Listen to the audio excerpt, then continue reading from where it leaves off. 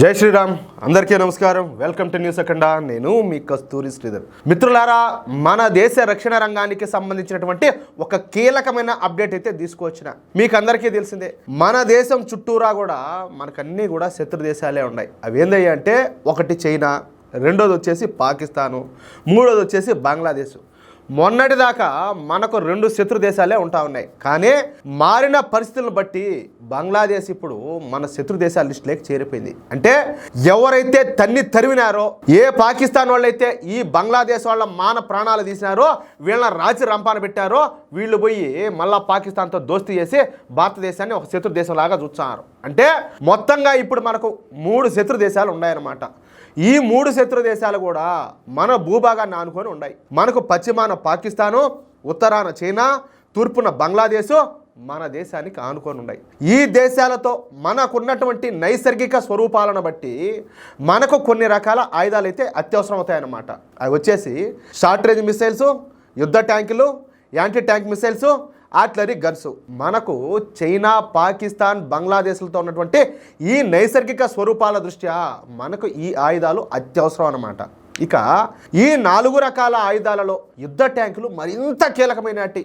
మీరు చూసే ఉంటారు, ఏదైనా ఈ యుద్ధానికి సంబంధించినటువంటి సినిమాలు కావచ్చు, వెబ్ సిరీస్లు కావచ్చు, ఇలాంటి వాటిల్లో, లేకపోతే ఈ యుద్ధానికి సంబంధించినటువంటి ఏదైనా వీడియోస్ మీరు ఏదైనా చూసినప్పుడు వాటిలో ఏదైనా చూడండి, ఈ యుద్ధ ట్యాంకులు ముందు పోతూ ఉంటాయి. ఆ యుద్ధ ట్యాంకుల తర్వాతనే మిగతా మిలిటరీ వాహనాలు కానీ లేకపోతే సైనికులు కానీ వెళ్తూ ఉంటారు. అంటే యుద్ధ క్షేత్రంలో ఈ యుద్ధ ట్యాంకులకు అంత ఇంపార్టెన్స్ ఉండదన్నమాట. సరే, మనం మొన్నటి వరకు ఈ యుద్ధ ట్యాంకులను రష్యా నుంచి దిగుమతి చేసుకునేవాళ్ళం. కానీ ఇప్పుడు అర్జున్ యుద్ధ ట్యాంకులు, జోరావర్ యుద్ధ ట్యాంకులు అని చెప్పేసి వివిధ రకాల యుద్ధ ట్యాంకులను మనమే తయారు చేసుకుంటున్నాం. సరే, మనం కొనుగోలు చేసినటువంటి ట్యాంకుల్లో T-72 యుద్ధ ట్యాంకులు కూడా ఉన్నాయి. ఇవి కూడా మెయిన్ బ్యాటిల్ ట్యాంకులు అన్నమాట.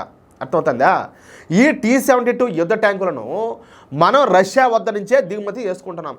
అయితే ఈ T-72 యుద్ధ ట్యాంకుల్లో ఉండేటివి 780 హార్స్ పవర్ సామర్థ్యం ఉన్నటువంటి ఇంజిన్లు అన్నమాట. అయితే మన భారత సైన్యం ఈ T-72 యుద్ధ ట్యాంకులను ఆధునీకరించాలనుకునింది.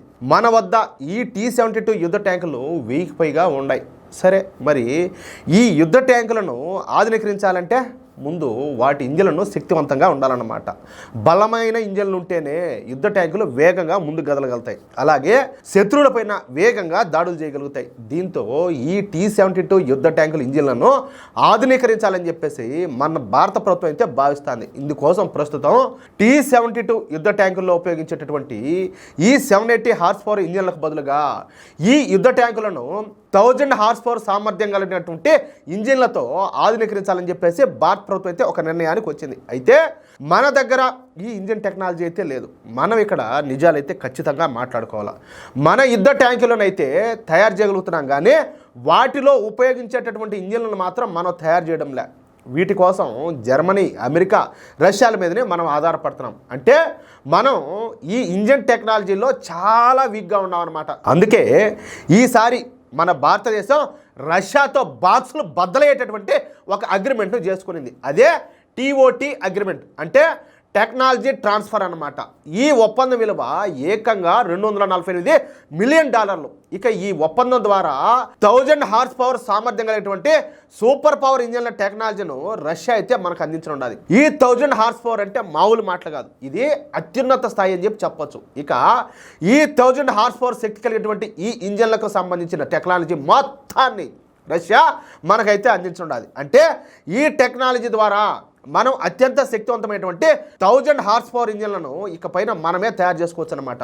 ఇక ఈ 1000 హార్స్ పవర్ ఇంజిన్లను చెన్నైలోని ఆవిడి డిఫెన్స్ ఫ్యాక్టరీలో తయారు చేయనున్నారు. ఈ సందర్భంగా నిన్ననే రష్యాకు చెందినటువంటి రోసోబోరోనెక్స్పోర్ట్ సంస్థతో భారత్ అయితే ఈ ఒప్పందాన్ని అయితే చేసుకున్నది.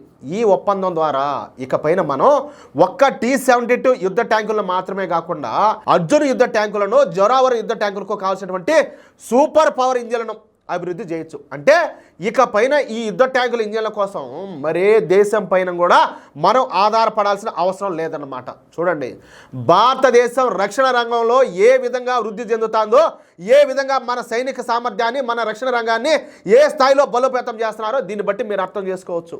ఏమంటారా మిత్రులారా? ఈ న్యూస్ కనుక మీకు నచ్చినట్లయితే ఖచ్చితంగా ఈ న్యూస్ నలుగురికి షేర్ చేయండి.